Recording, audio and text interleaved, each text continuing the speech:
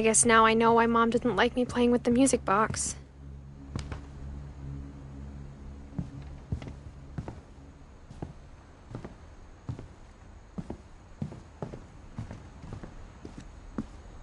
Mom must have locked the third floor stairs on the night we left.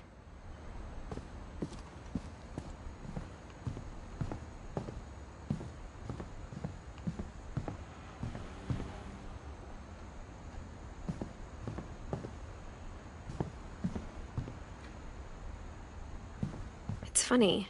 All those times I played with the music box and never found the basement key.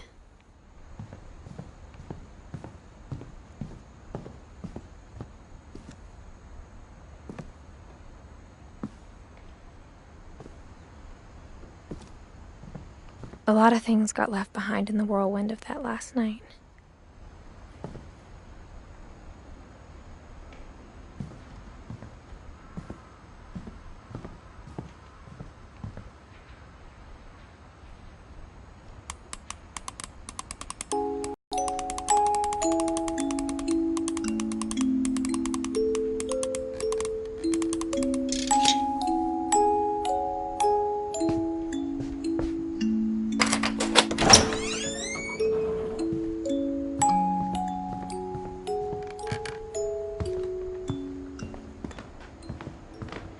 Even the fireplace had a story. Edie told me the bricks came from the original house, after it sank.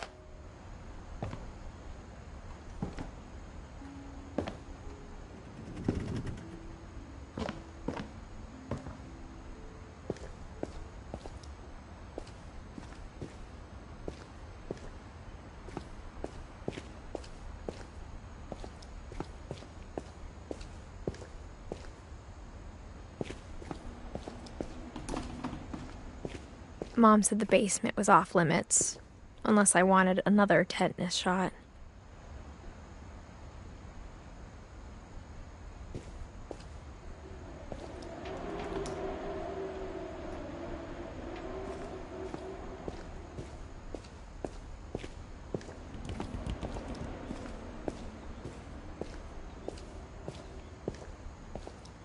I saw Edie sneak down to the basement once, carrying packages.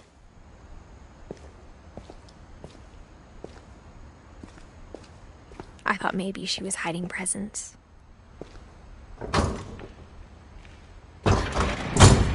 It turned out she was hiding a lot more than that.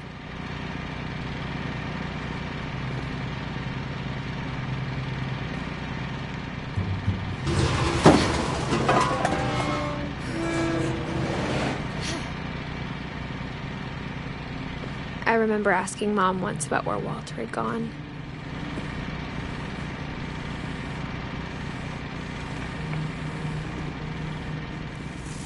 She said after Barbara died, he got as far away as he could.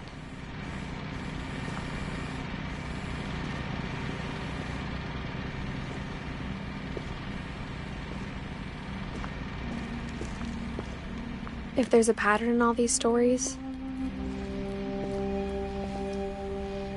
I think it's that none of us has gotten very far.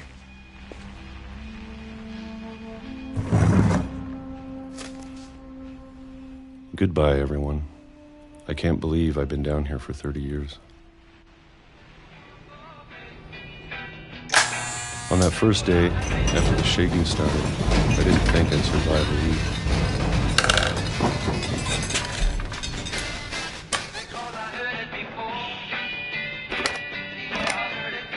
But after a few days, I settled into a routine. That's what kept me sane.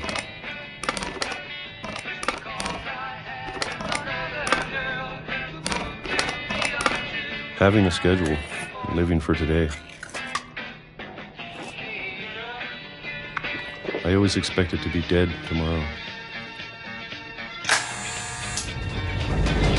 But if you wait long enough, you get used to anything.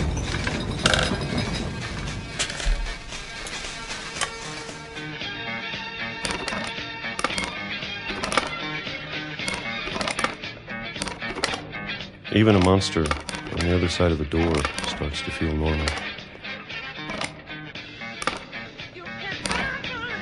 almost friendly.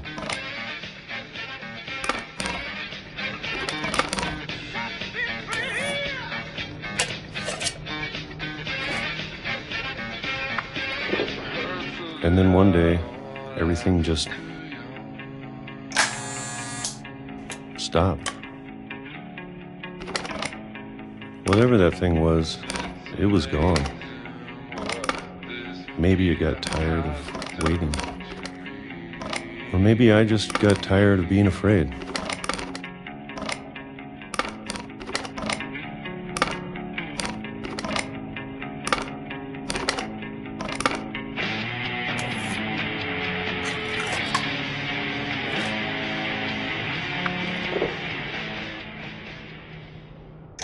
It's been a week now, the longest in 30 years.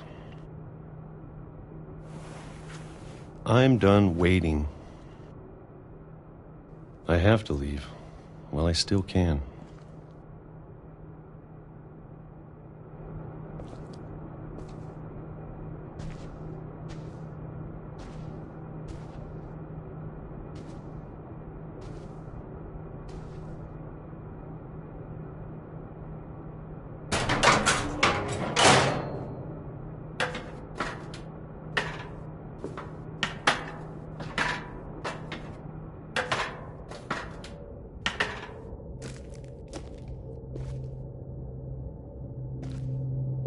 I know it's out there, somewhere.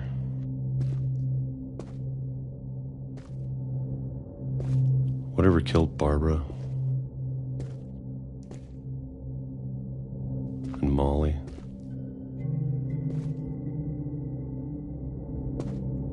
and Calvin.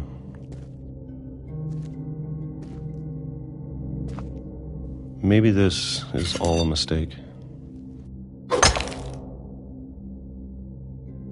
But I need to stop living the same day, even if it kills me.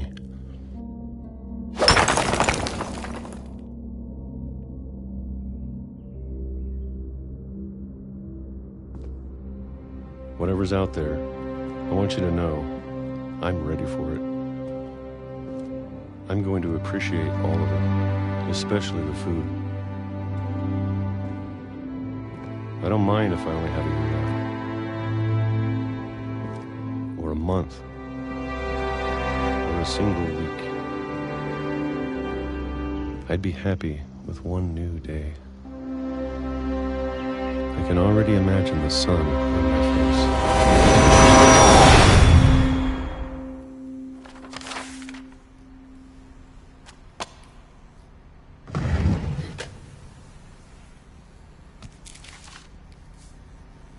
Walter died when I was 6.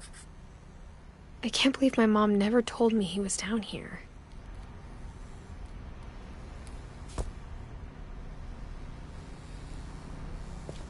I'm sure my mom was trying to protect me.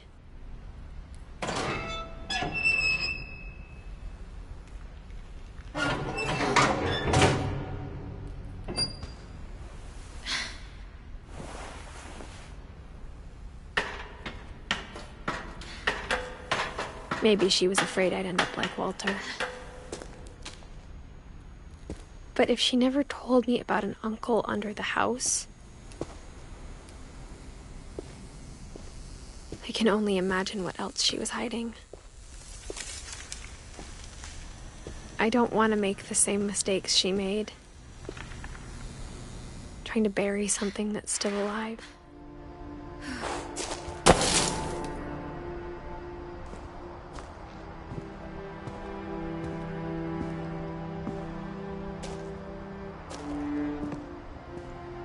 Now that there's only one of us left, or maybe 2, I thought it was time I heard the stories for myself and found out what happened to everyone else. But now I'm worried the stories themselves might be the problem. Maybe we believed so much in a family curse, we made it real.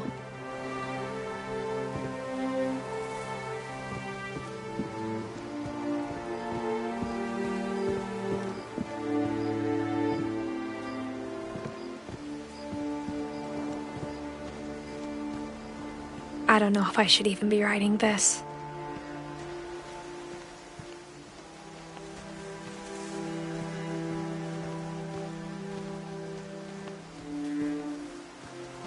Maybe it'd be better if all this just died with me.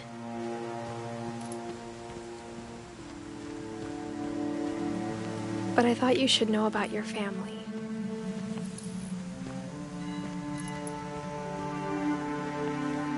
And the history you're a part of.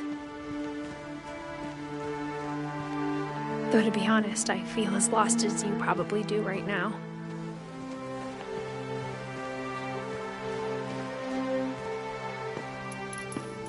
I think the people in these stories believed them, for what that's worth.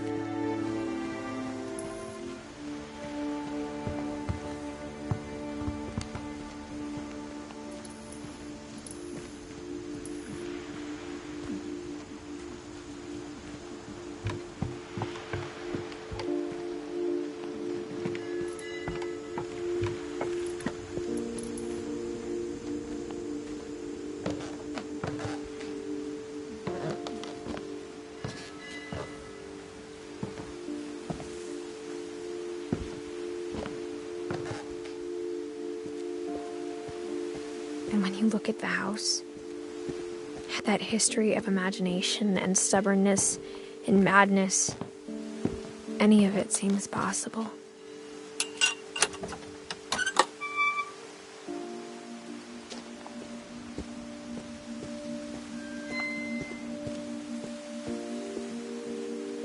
I think we've been surrounded by death for so long, we've just gotten used to it. What kind of family finishes building a cemetery before starting the house?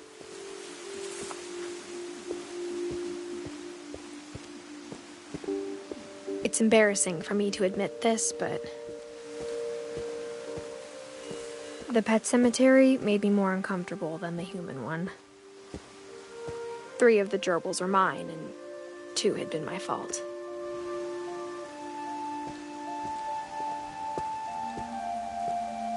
Sven built the house, but it was Edith who designed the cemetery.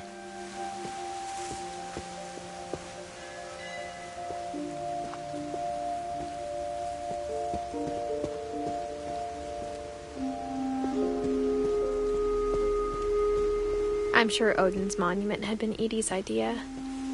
My mom was always trying to move on, but for Edith, the past never went away. She could see it poking out of the water at low tide.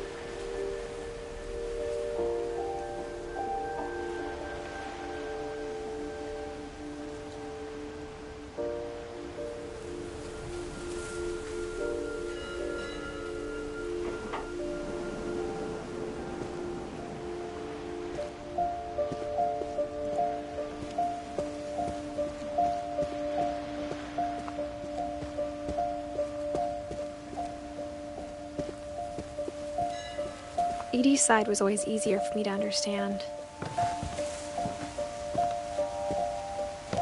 But the older I get, the more I can see where my mom was coming from.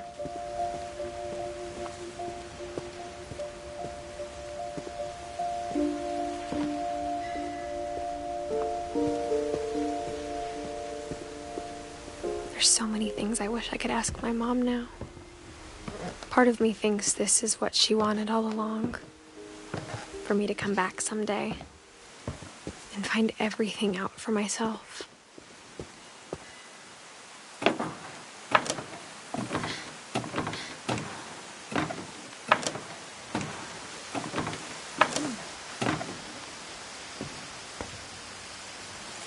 But looking back on it now, if she told me there was going to be so much climbing, I never would have come when I was 22 weeks pregnant.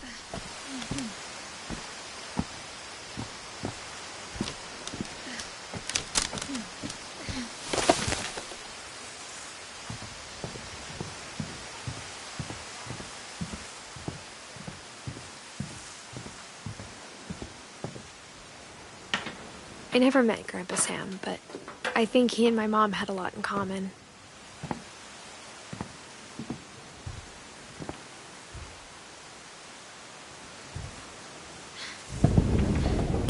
They were both pretty intense.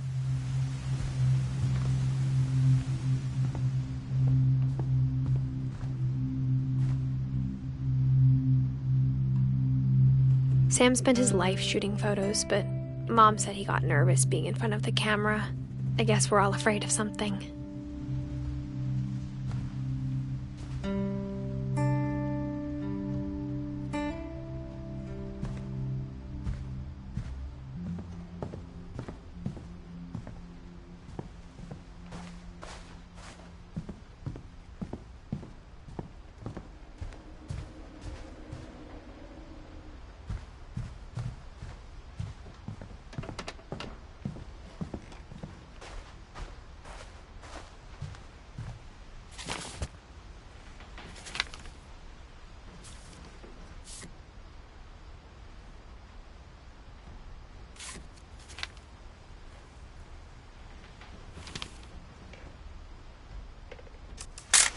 Dawn, I promise, you'll never forget this weekend. Yes, sir. These memories are gonna last a lifetime. Am I gonna have to shoot anything? It's a hunting trip, Dawn. Shooting is strongly encouraged. Shouldn't we be leaving? Just want to get a shot of you, Dawn, then we can take off.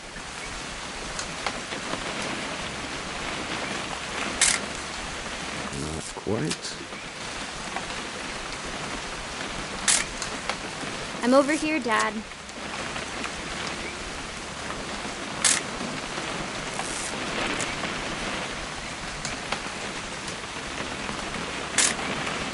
Just need to get a shot of you, Dawn, then we can hit the road.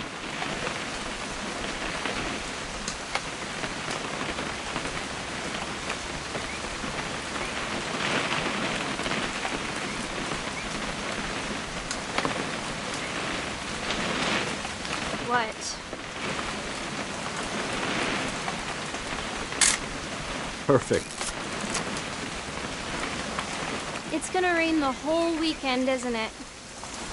I will never forget this weekend, Dad. That's the spirit. Smile, Dawn. Okay, got it. I'm gonna take some pictures, okay? Just be careful. That camera's older than you are.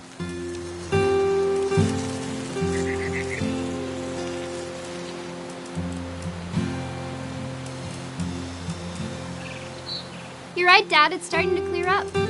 Still freezing, though.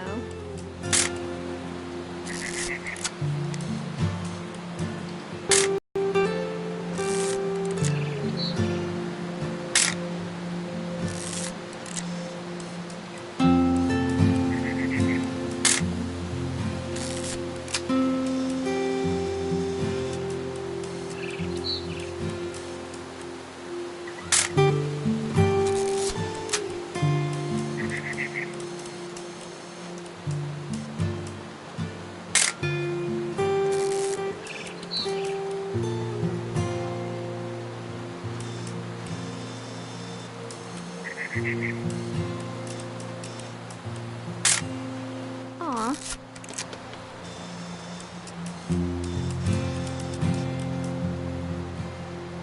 Definitely should not have drunk all that coffee.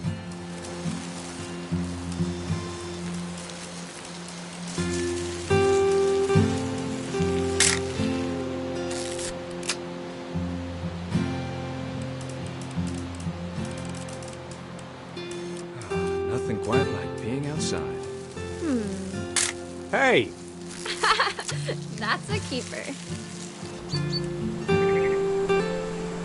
I'm just saying, I'm not always gonna be here, Don. You'll need to remember this stuff, if you want to survive. I'll be fine, Dad. You know who else thought he was gonna be fine? Some guy who died. Don, I'm being serious. I know, Dad. You're always serious. Doesn't being out here make you want to chill out? Well, to tell you the truth, I haven't been out here in 20 years. Don, don't you think you could find something more interesting to photograph? You don't need to waste any more film on me, kiddo.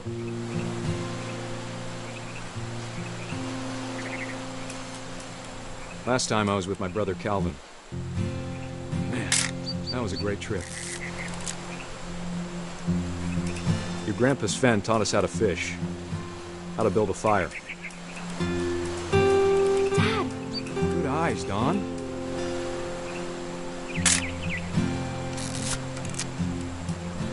Before you take the shot, let me get a picture of you. Dad, I... Just breathe. Let me get behind you.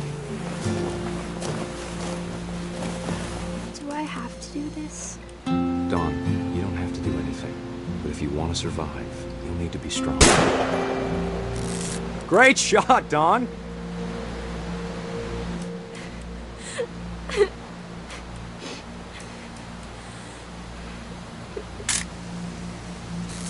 I'm proud of you, Don.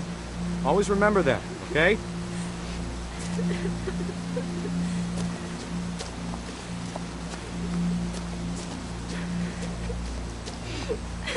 Sorry, Don. Just gotta reset the timer.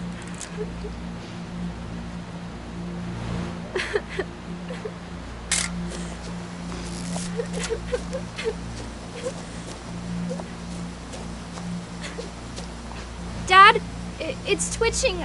I think That's it's totally normal, Don. Just focus on the camera. Try not to think about... Dad!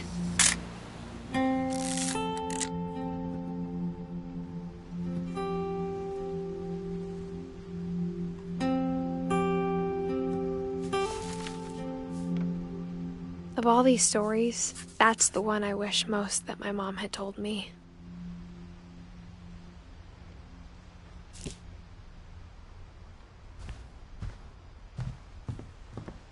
Instead of hiding from death, Sam seemed to go out of his way to meet it.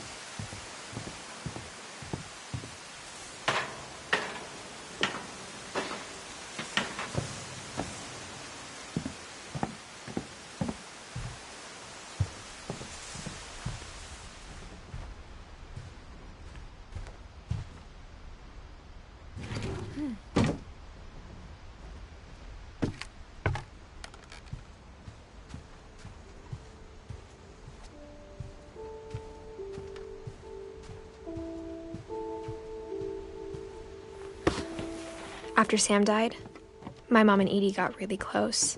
They'd both lost a lot.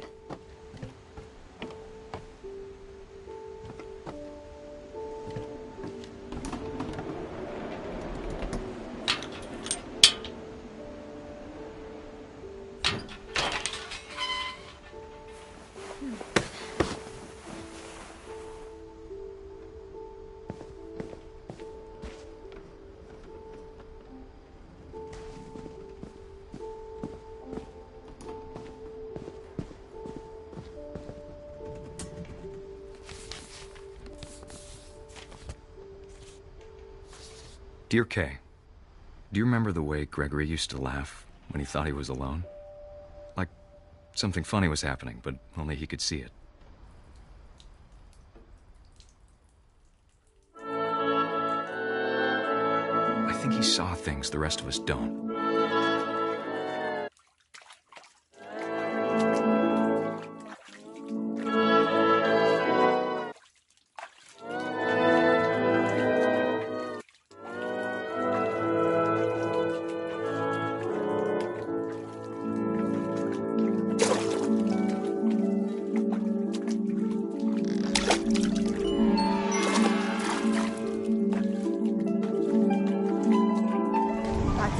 Gregory, it's time to...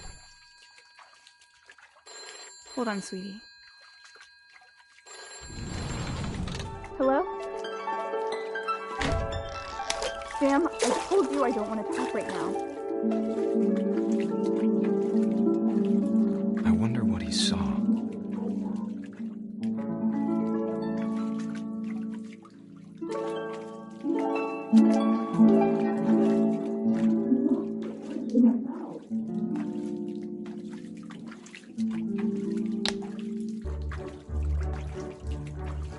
Reminded me so much of Calvin. Lost in his imagination.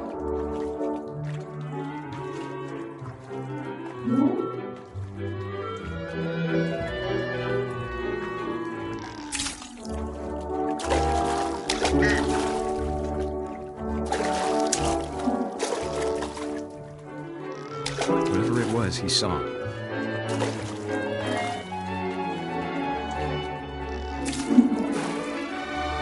Sure made him happy.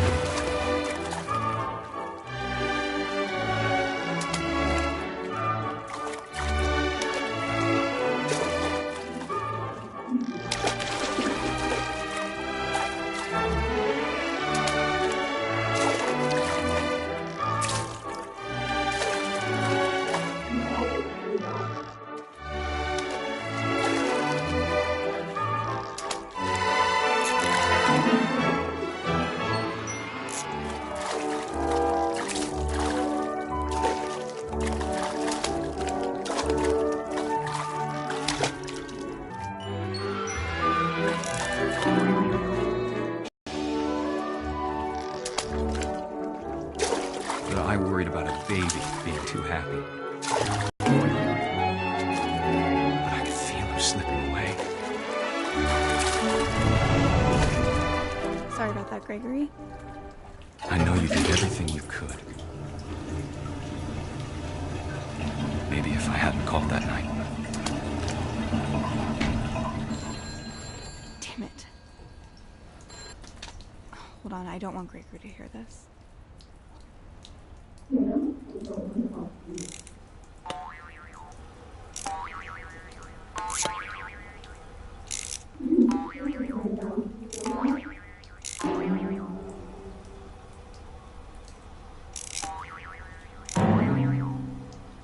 I wish he could have told us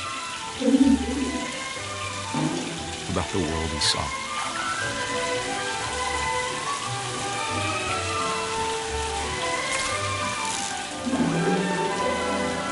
There's so much I don't understand about Gregory, about everything.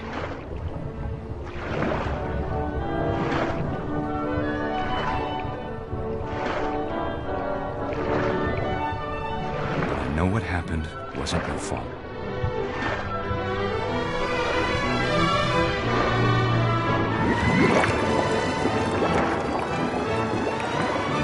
I'm sure he's happy. And he'd want you to be happy too. Good luck, Kay. Love, Sam.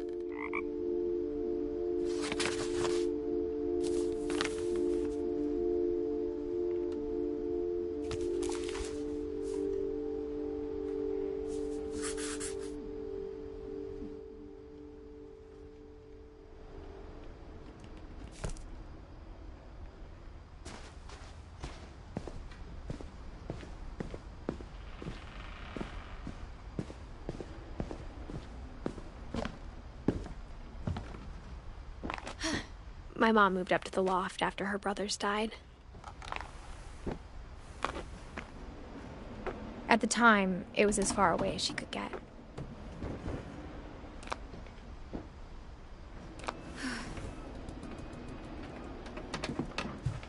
I can't imagine what it was like for her to lose 2 sons after she'd already lost 2 brothers.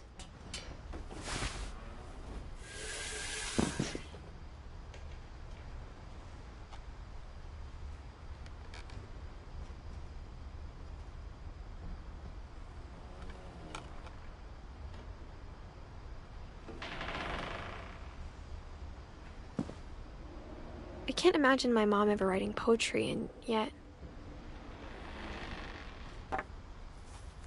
A poem for Gus, who always said the wedding was a bad idea. Our father never hit us kids, at least not very hard, before the day my brother said with teenage disregard that he'd be dead before he'd see a wedding in our yard.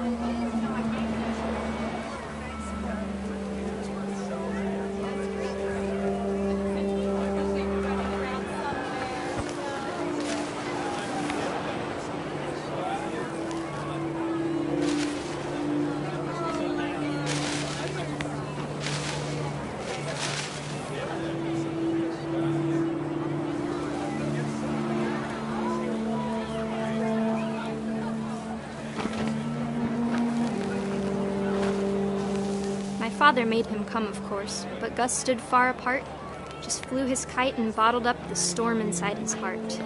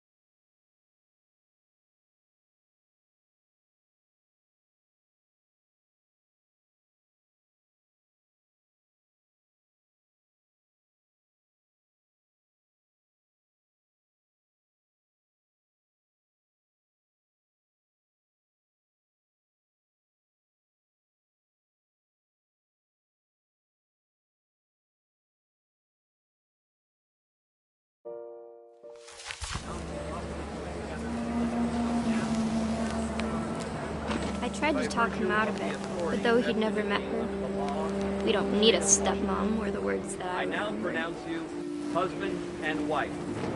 You may kiss the bride.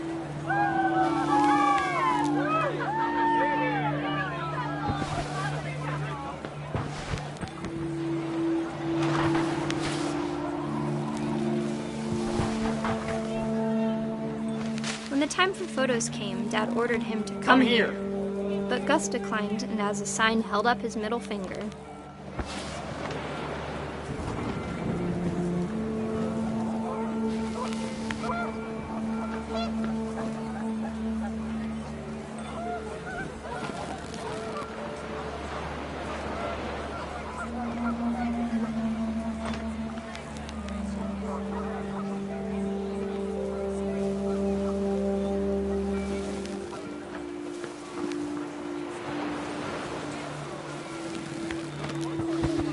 The wind picked up, and panicked geese appeared and quickly went. But all the humans did that day was go inside the tent.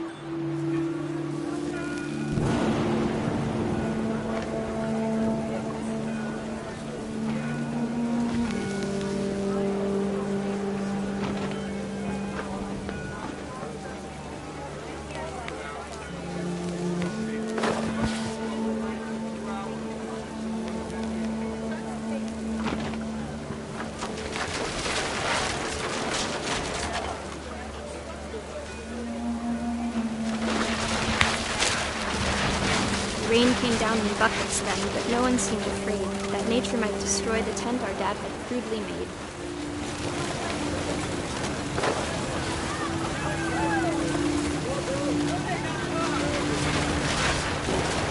The thunder sounded much too close and full of angry power. But all my father said to this was, "Make the music louder."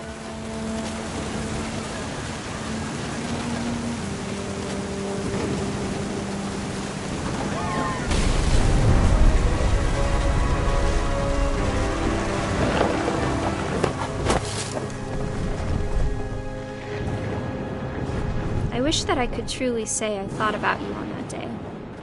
Out there on the beach alone, just you, the wind, the sea, and foam. But I didn't, until we found you.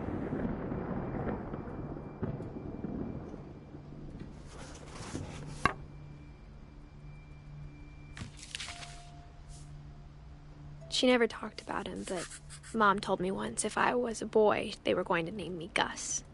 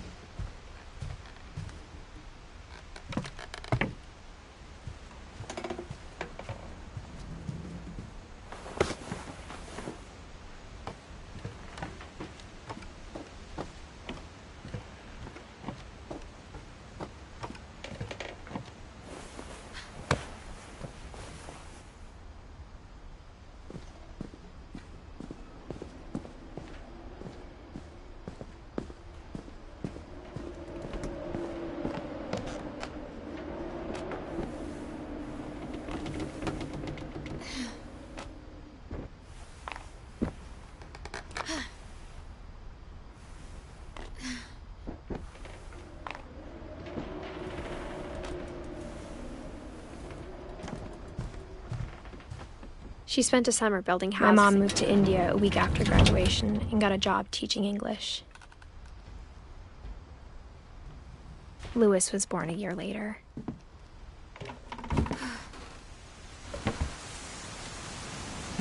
When my dad died, I don't think Mom knew where else to go. I'm sure Edie was happy to have her back.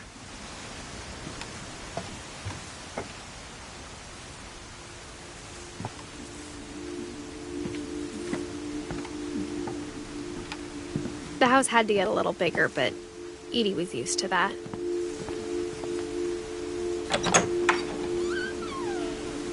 And for a while, things were good. Almost normal, but it didn't last.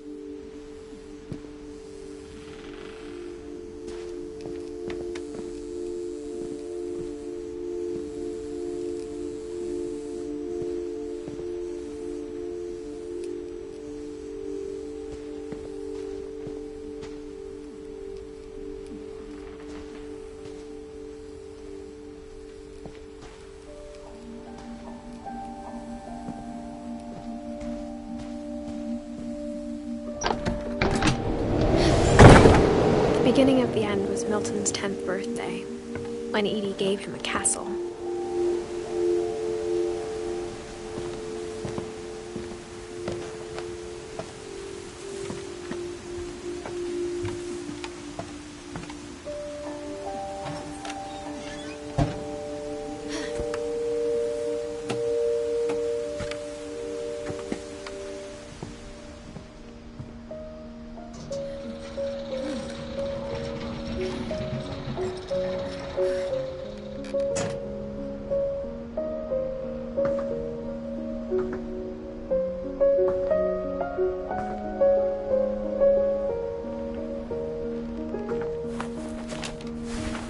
Milton Finch in The Magic Paintbrush.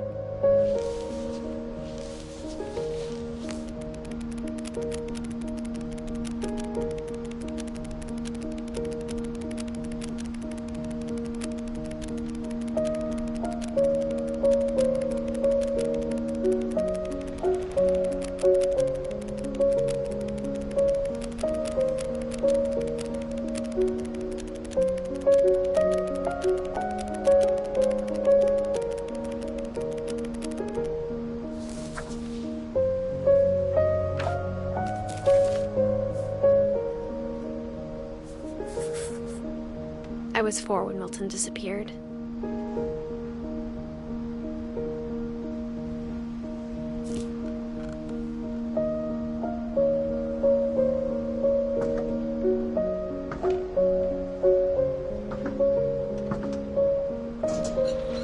Mom spent months searching for my brother.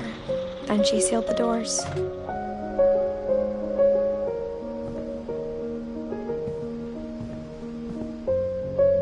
Whatever Milton had found in the house, Mom didn't want it getting out.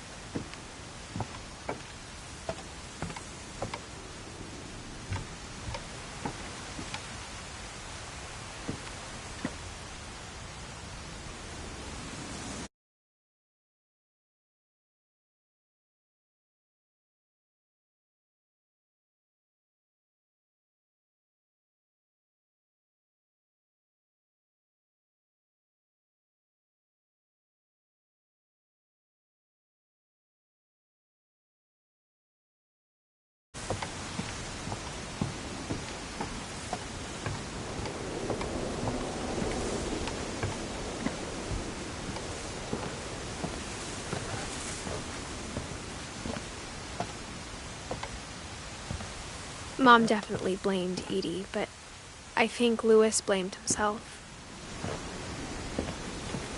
After he graduated, he just spent more and more time in his room, until Mom got him a job at the cannery.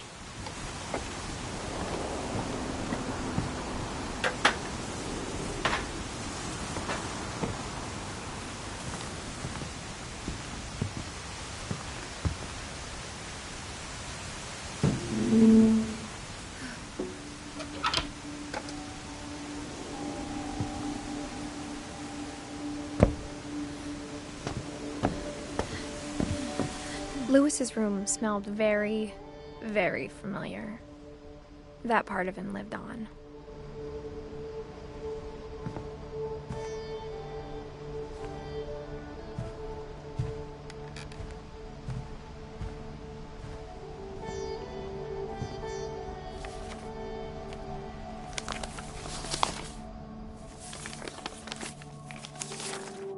Dear Mrs. Finch, as Lewis's psychiatrist, I can understand your desire for an explanation. As I see it, the trouble began in January, shortly after we convinced your son to seek treatment for substance abuse. Newly sober, I believe Lewis first noticed the monotony of his daily life.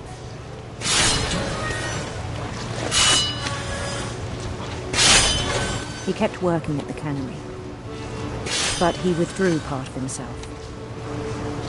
In our sessions, I saw the same behavior. His mind began to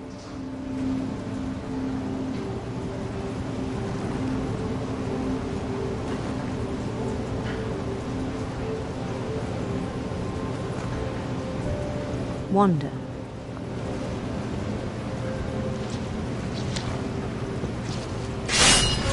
I asked him to describe it. He said he started small, imagining a labyrinth.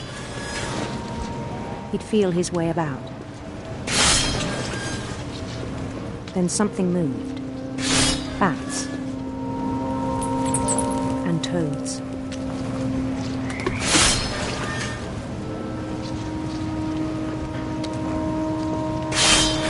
And things that have not names. He knew it was all in his head. But he took it very seriously. I had hoped he'd find himself.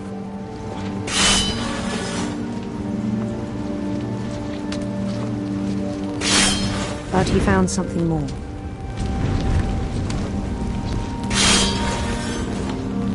I worried about him then. Daydreaming at the cannery.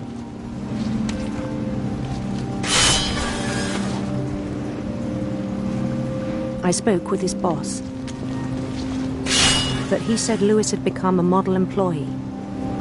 Methodical, tireless, focused.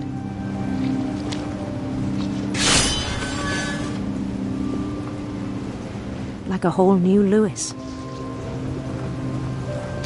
So I let him go on.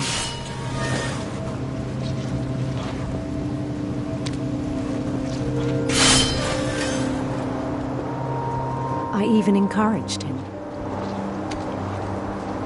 It seemed very promising at first. He told me he'd made a new friend.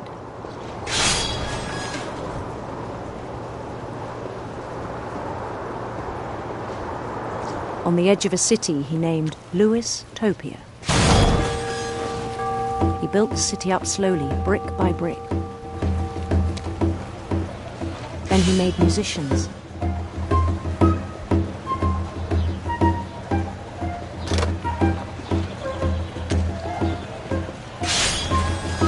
And songs for them to play. He talked about starting a band. And he was always humming something. Every day his imagination grew stronger.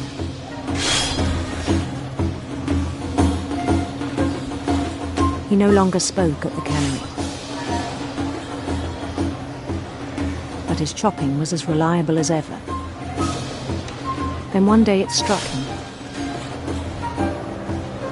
that all the cheering crowds, even the stones under his feet, were all in his imagination. So he could do whatever he wished.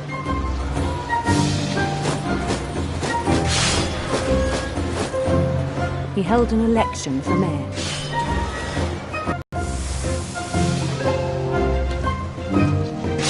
They begged him to stay, but his mind was already wandering.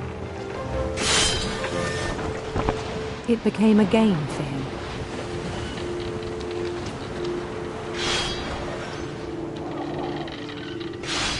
He'd conquer a city, then immediately push on. New Louisville.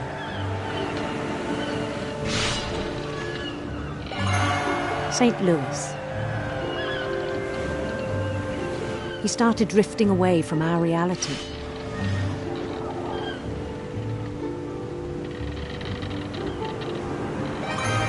Minneapolis, until one day he forgot to go home from the cannery. Even as his mother pleaded with him, part of Louis kept sailing on.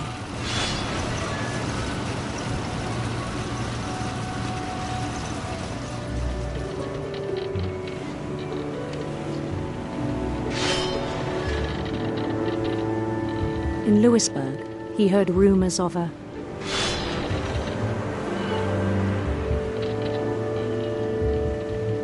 handsome queen.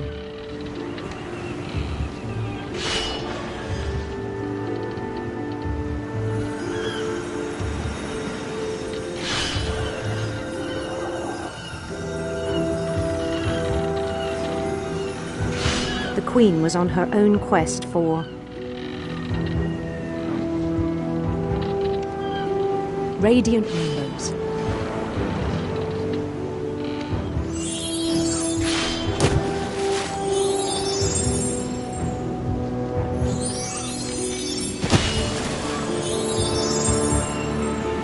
He followed the sound of her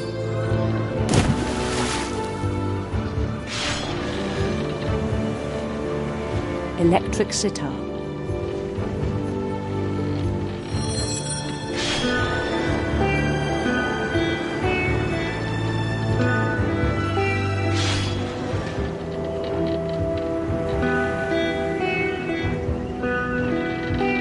His chase led him to a golden palace east of the sun and west of the moon. Even then, his logic remained sound. He knew the world was all in his imagination.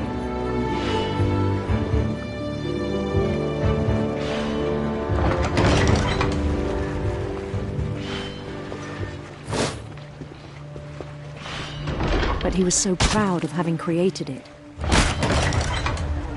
In his own eyes, he'd become something greater than a king.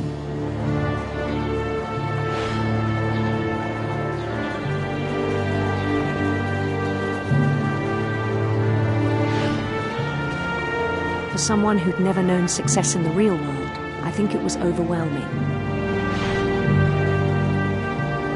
And then it struck him that the real Louis was not the one chopping salmon, but the one climbing the steps of a golden palace.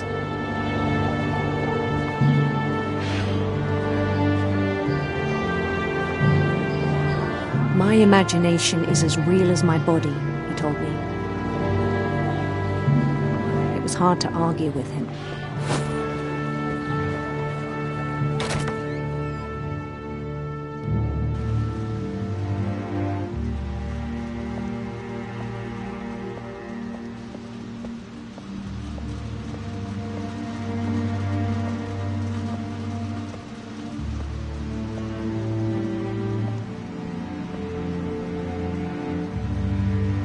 Began to forget the world we know.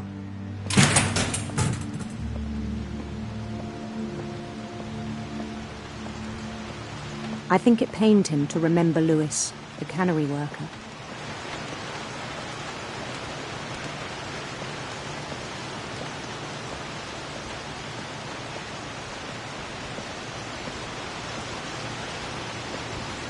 He began to despise the man with a royal contempt.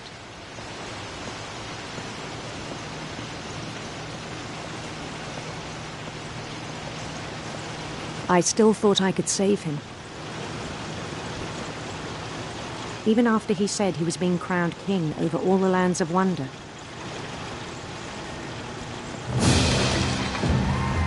The palace would be packed with his companions.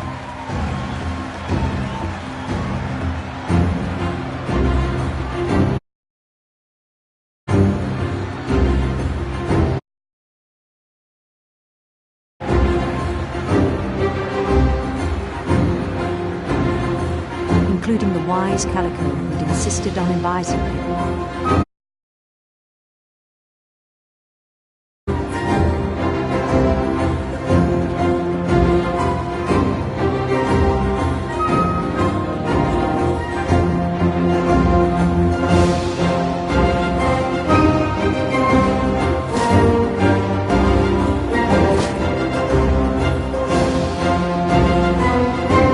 Queen waited, holding his crown.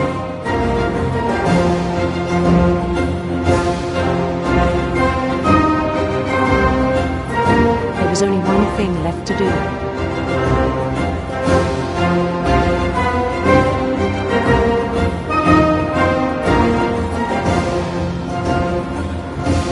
Bend down his head.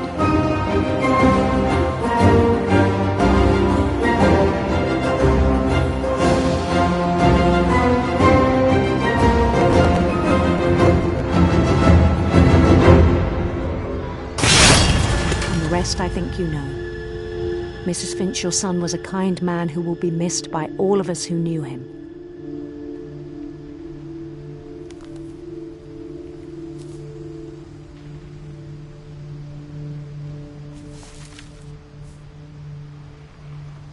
My brother was really cool.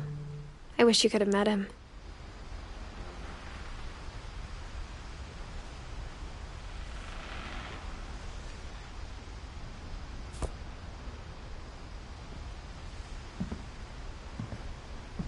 Lewis and I spent a lot of time playing games together, but he was surprisingly bad at them.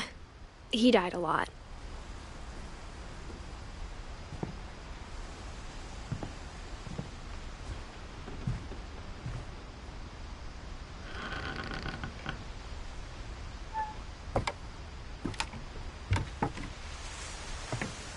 On the way back from Lewis's funeral, my mom told me to start packing. She waited until the day before we left to tell Edie. I'm not sure if she wanted to make it easier or harder.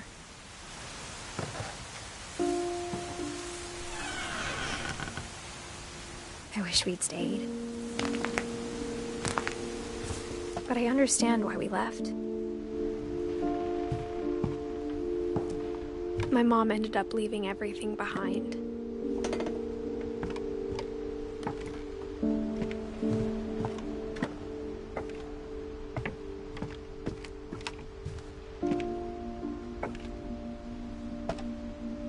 What happened that night had been coming for a long time.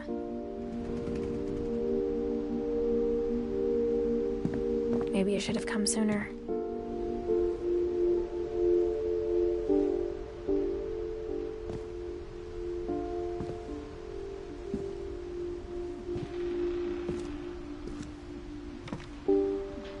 But it had to end one way or another. All that's left now is to tell you about that last night.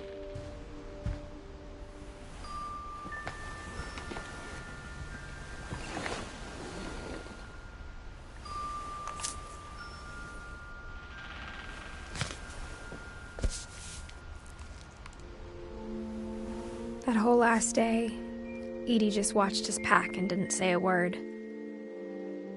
Until supper, when she raised her glass and said, "To our final night together, and all our final nights apart." Grandma, you know what I said about alcohol. Some of your medications are very Edith, specific. I left a present for you in the hallway. Why don't you go open it? The grown-ups have to argue now. I'm sorry, you're right. We're all leaving tomorrow. Let's just enjoy our last... I'm not leaving. Edith, you're excused.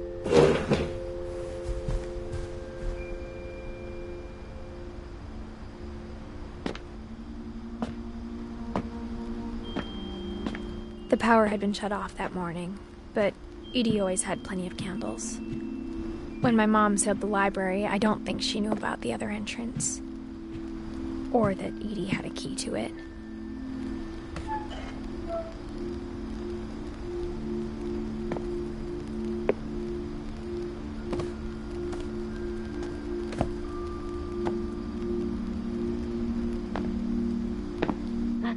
you're afraid of isn't going to end when you leave the house.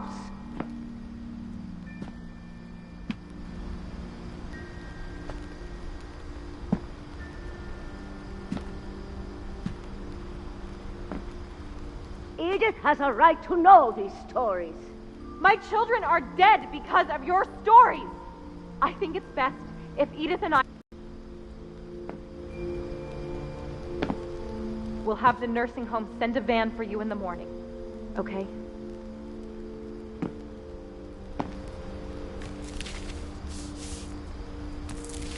Dear Edith, there's so many stories I wish I could tell you, but there's only time for one. This is about what happened on the night you were born. That night, the tide went way, way out. It was the first and last time I ever saw the old house aground. There'd been an earthquake out in the middle of the ocean. They called it the lowest tide in 1,000 years. God, it smelled awful. You know, I've seen that house every day of my life.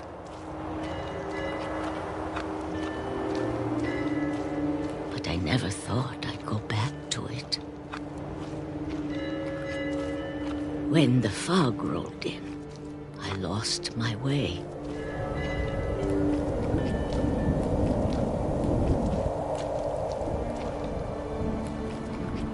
I got turned around.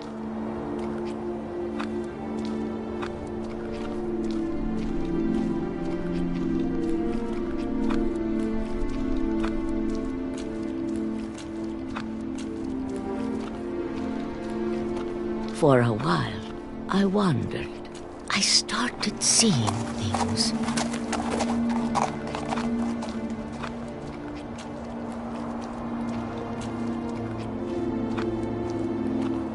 Things I'd forgotten had ever existed.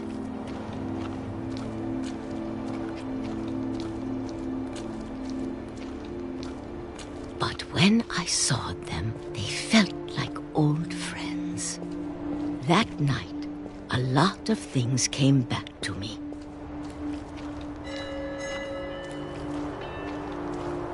Or maybe I came back to them.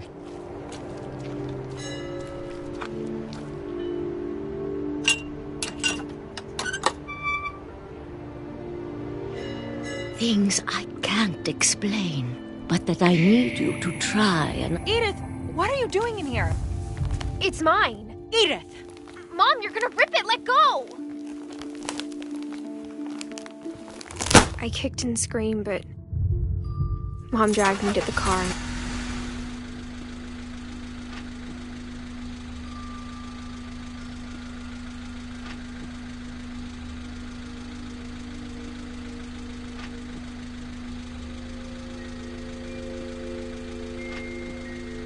I never saw Great-Grandma Edie again. The next morning, the van came to pick her up, but she was already gone.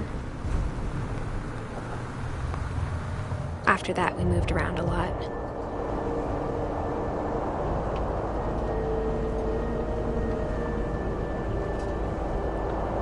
We both tried to make the best of it.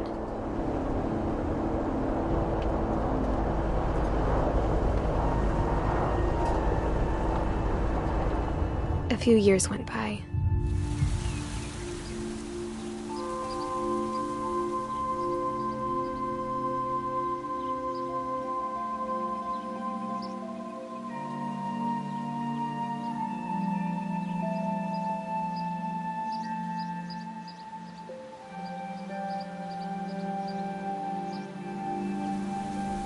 My mom didn't like to talk about it.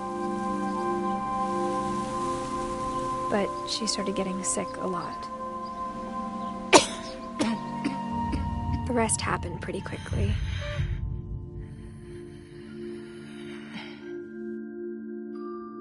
She got better for a while, and then she didn't. And then I was alone.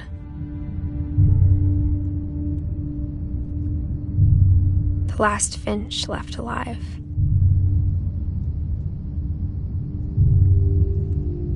Until I found out about you.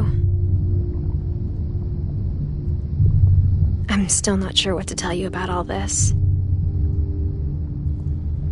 If we lived forever, maybe we'd have time to understand things.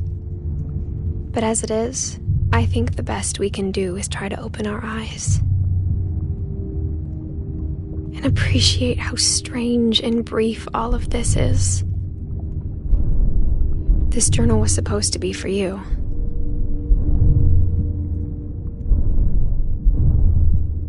But now I hope you'll never see it.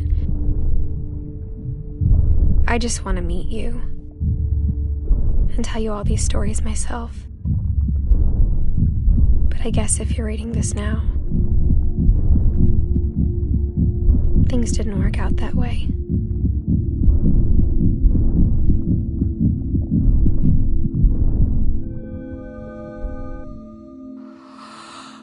This is where your story begins. I'm sorry I won't be there to see it.